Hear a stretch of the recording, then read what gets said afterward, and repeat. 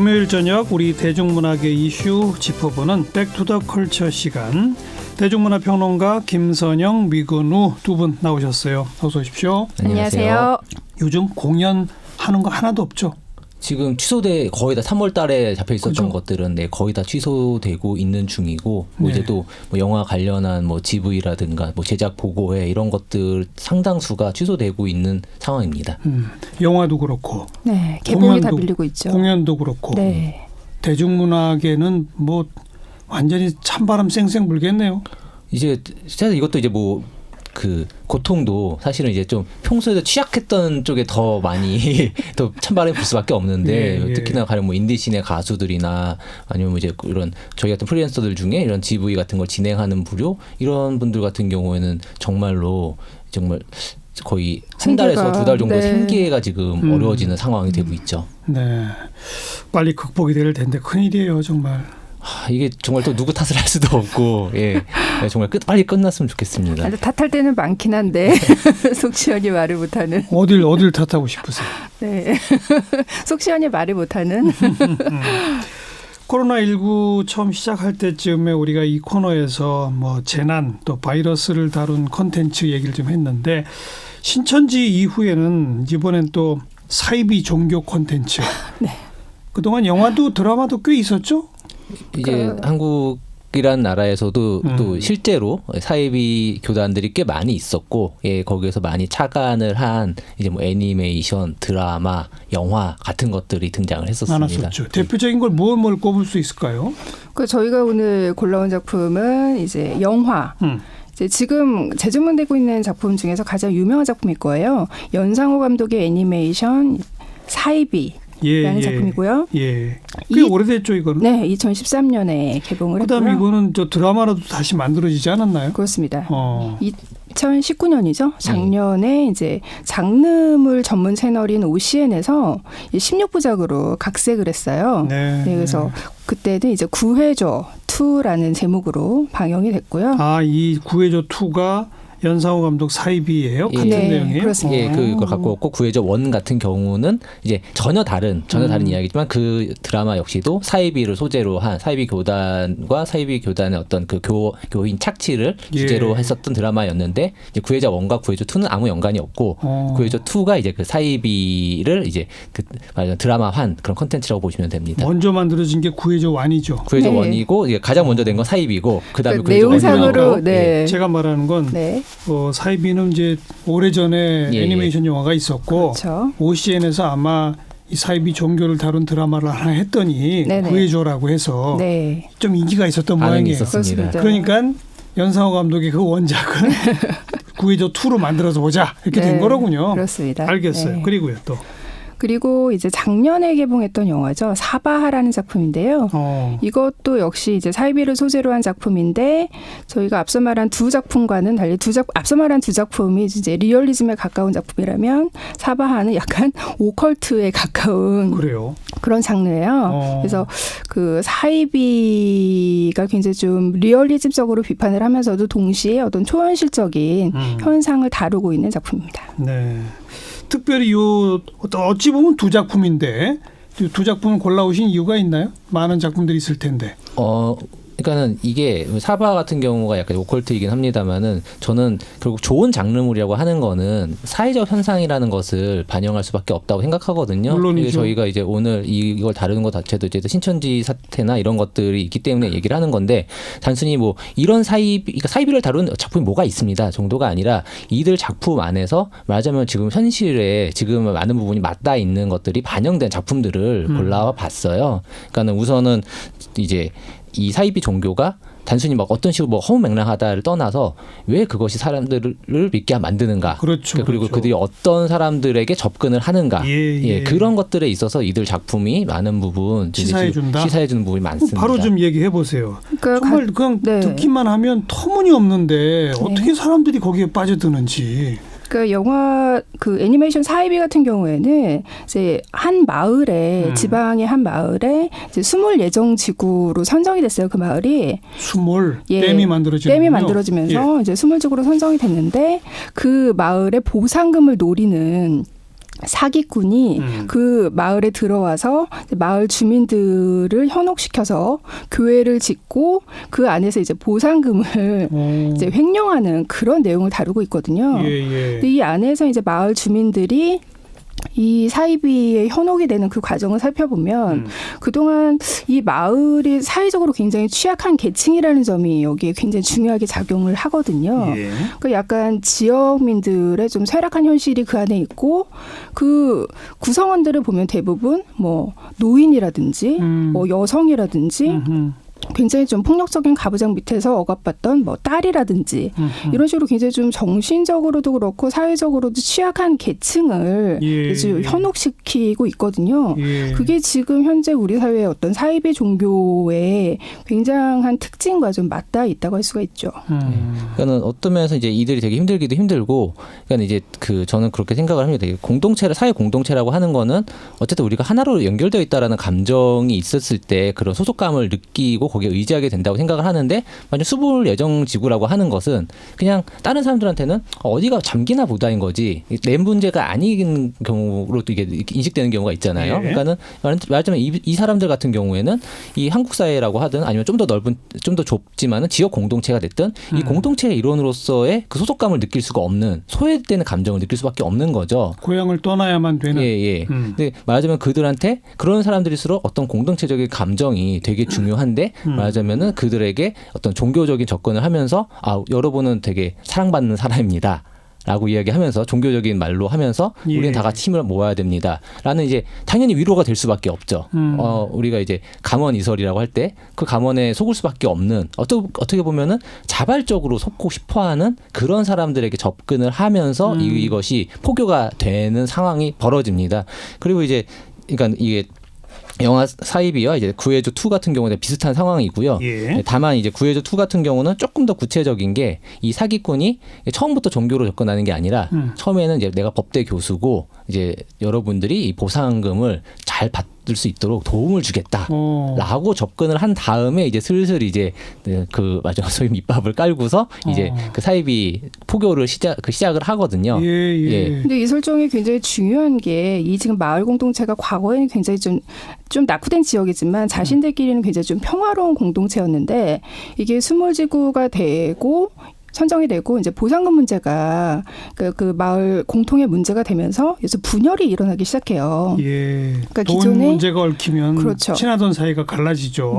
좀 그런 땅을 거죠? 많이 가지고 있는 사람들은 빨리 이거 공사를 해야 된다라고 찬성을 하고, 좀 땅이 좀 적은 사람, 그래서 보상금이 좀 적은 사람들은 이게 반대를 할 수밖에 없거든요.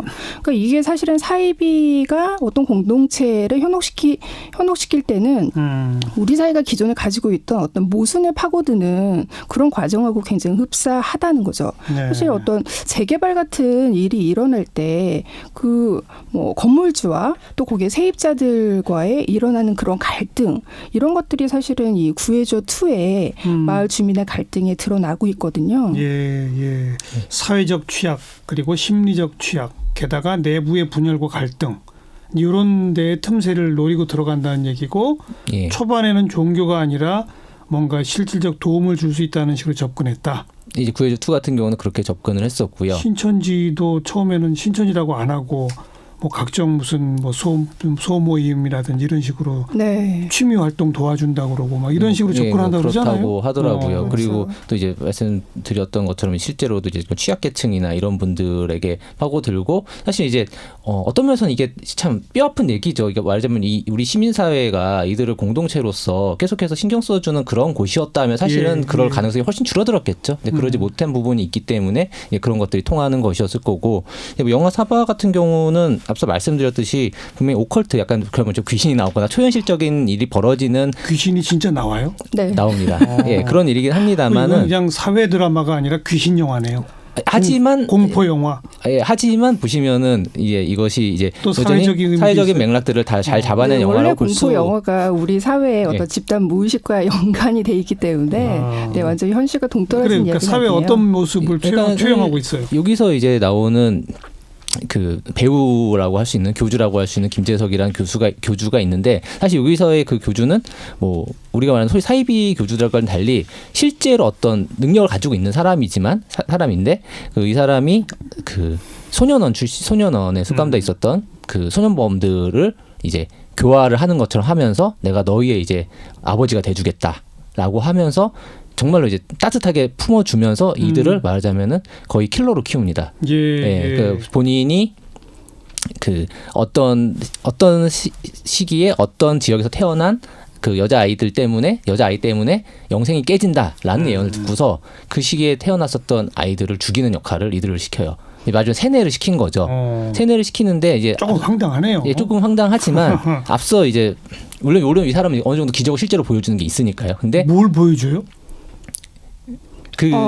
스포일러가 될 수 있겠지만은 실제로 그 어떤 시간을 거스르는 능력이라든지 그런 걸 갖고 있어요? 네, 그런 능력을 갖고 있습니다. 그러니까 여기서 좀 황당한 영화군요. 여기서 이제 좀 근데 저는 후수를 하겠지만은 이 그런 어떤 면에 있어서는 실제로 이 사람이 미륵으로 처음에 등장을 하는데 그가 어떻게 타락했느냐라는 얘기가 어떻게 보면 저는 오늘 좀 사입이라고 하는 것에 대한 이야기를 하는데 좀 중요할 거라고 생각을 하는데 그 부분 좀 후수를 하도록 하겠습니다. 그게 뭐예요?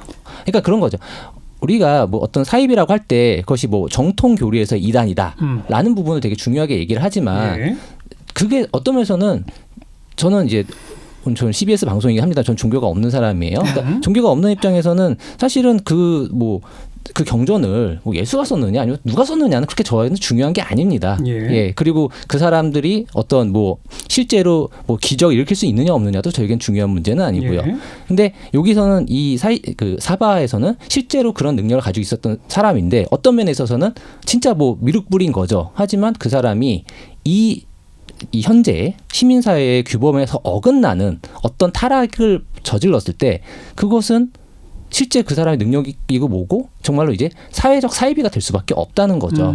예, 그러니까는 그 사람이 진짜 미륵불이던 무엇이든 재림 예수든 만약에 그것이 우리 시민사회와 동떨어진 그러니까 지금의 교회나 불교라는 것들은 다 이제 근대 사회에 맞게 상당히 변화되지 않았습니까? 하나의 사회 제도죠. 예. 종교 자체가 하나의 사회 제도의 한 부분인데 편입이 됐고 많은 부분은 이제 과거의 근본주의를 많이 벗었죠. 근데 이런 사회적 상식과 상계를 깨뜨리면 그렇죠. 그렇다면 그냥 정말로 저는 사입이죠. 그러니까 정통이냐 이단이냐라는 거는 저는 그렇게 중요한 문제가 아니라고 생각합니다. 그렇죠. 오늘 저희가 다루는 이 세 작품의 가장 중요한 점이 그런 어떤 사이비와 정통의 문제를 종교적인 관점에서 이 사이비는 이단이기 때문에 나쁘고 그 사이비 한 집단의 그 내부의 해악만 다루는 게 아니라 사실은 이들이 우리 사회 현실의 모순을 어떻게 반영하는가 그러니까 우리 현실을 반성하게 하는 그런 그렇죠. 역할을 하고 있기 때문에 단순히 어떤 종교적인 관점에서 바라보는 작품이 아니라서 알겠어요. 네. 사회와 연결되어 있는 거예요, 결국은. 그렇죠. 그런데 이게 우리나라만 있는 게 아니잖아요. 네.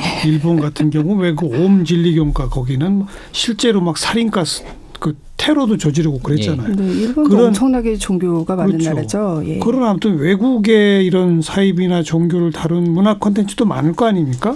그렇죠. 그런 것들과 비교해 봤을 때 우리나라만의 사이비를 다룬 콘텐츠에서의 특징이 있나요? 그 저는 이렇게 뭐 많은 거를 이렇게 보지는 못했지만 최근에 이제 한국 사이비 그 소재 작품들을 보면은 그 지금 한국 사회에서 문제가 되고 있는 그 사이비 집단의 특징을 굉장히 잘 나타내줘요. 그게 가장 중요한 게 뭐냐면 교주를 굉장히 신격화하고 그 교주가 굉장히 어떤 영적인 가부장의 역할을 하면서 실제 성적으로 남성인 경우가 대부분이죠. 그렇죠. 그 스스로를 뭐 아버지 하나님이라고 부르고요.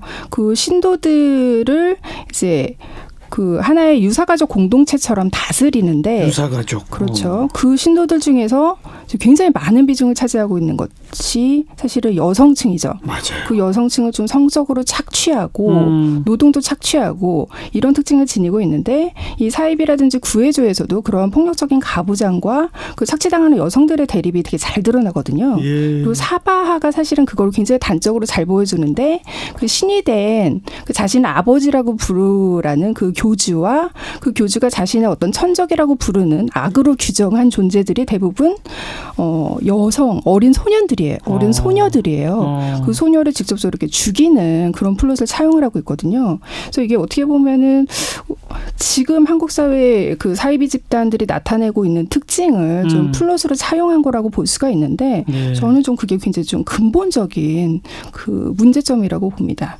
굉장히 많은 여성들이 그 안에서 현혹을 당하고 또 이들이 본인의 자녀들까지 이 종교에 끌어들이는 문제가 되고 있거든요. 외국 특히 서구의 이런 콘텐츠는 그렇지 않아요?